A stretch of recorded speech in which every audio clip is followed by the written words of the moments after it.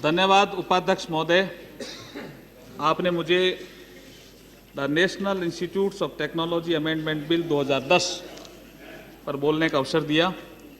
मैं जो मान्य सदस्यों ने पहले बातें रखी है, संक्षेप में, बिल्कुल संक्षेप में आ रहा हूँ, बातें रखी है उनको दोहराना नहीं चाहता, लेकिन मैं एक गवर्नमेंट का जो गोल है, एक लक्ष्य है कि 2017 तक हम टेक्निकल एजुकेशन में ग्रोस एनरोलमेंट रेशो 21% तक ले जाएंगे। It is a target of the government. मैं ये पूछना चाह रहा हूं कि वर्तमान में 12% है, जो ग्लोबल स्टैंडर्ड है वो 23% है और विकसित देशों में 50% और उससे ऊपर है।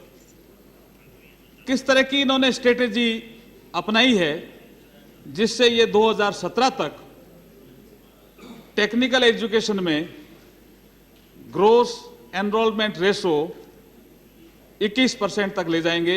मेरा पहला सवाल। दूसरा, माननीय उपाध्यक्ष जी, इस देश में टेक्निकल एजुकेशन की कमी है, संस्थाओं की कमी है।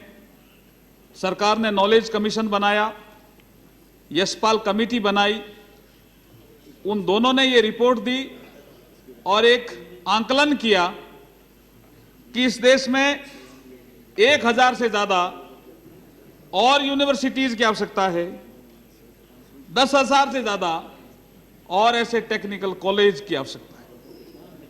इस कमी को कैसे पूरा करेंगे? क्या जो ये बिल आया है इसमें पीपीपी मॉडल का अभाव है? जो बीओटी मॉडल जो है, बिल्ट ऑपरेट एंड ट्रांसफर, इस मॉडल का भी अभाव है। इसको खाली प्राइवेट सेक्टर पे छोड़ना ठीक नहीं है। 20 ऑलरेडी एनआईटी है, 10 ये और ला रहे हैं। उपाध्यक्ष जी, मैं राजस्थान से आता हूं।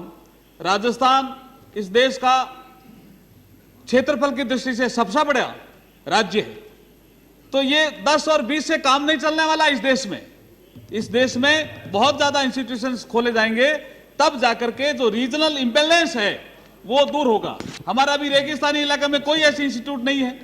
अब वो प्राइवेट सेक्टर के भरोसे छोड़ेंगे तो काम नहीं चलेगा। तो इसमें ये होलिस्टिक व्यू के साथ आना चाहिए था गवर्नमेंट को।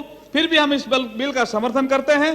दूसरा, जो एक इशू आया कोटा का, कि वहां पे कोचिंग इंस्टीट्यूशंस बहुत है और कोटा में एक इंडस्ट्री बन गई है, तो कोचिंग इंस्टीट्यूशन के लिए कोई रेगुलेटरी बॉडी होगी या नहीं होगी?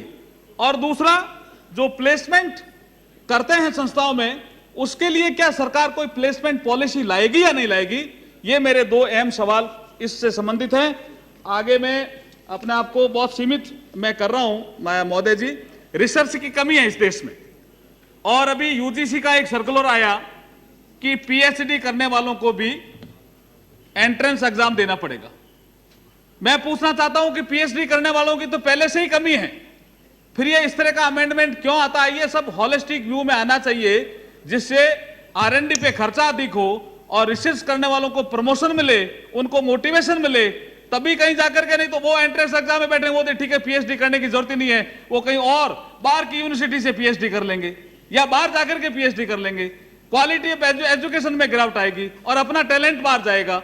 मैं इस समय कहना चाहता हूं, दूसरा बिंदु, कि इस बिल में वीकर सेक्शन ऑफ सोसाइटी के बारे में किसी तरह का उल्लेख नहीं है कि उनके बच्चों का एडमिशन किस तरह से होगा, उनके हितों का संरक्षण होगा या नहीं होगा, यह इस बिल में उल्लेख नहीं है। और जो फैकल्टी लगेगी, फैकल्टी की ऑलरेडी कमी है, जो फैकल्टी लगेगी उसमें भी वीकर सेक्शन ऑफ सोसाइटी का उल्लेख नहीं है। मैं बस खत्म ही कर रहा हूं माननीय। मैं ये कहना चाह रहा हूं कि इन्होंने जो महत्वपूर्ण अमेंडमेंट है वो 11A का है बिल में, और 11A में इन्होंने कुछ आदमियों का बताया कि ये लोग मेंबर बनेंगे इस बोर्ड ऑफ गवर्नेंस में। मैं ये कहना चाह रहा हूं, एक इन्होंने जी में लिखा है, chief secretary of the state in which the institute is located ex officio. Chief secretary के पास काम नहीं, जैसे मंत्री जी अपने इनिशियल रिमार्क में कह रहे थे। मैं ये सजेशन देना चाहता हूं कि चीफ सेक्रेटरी के नीचे कुछ एडिशनल चीफ सेक्रेटरी भी होते हैं, जिनको इस विषय की रुचि होती है।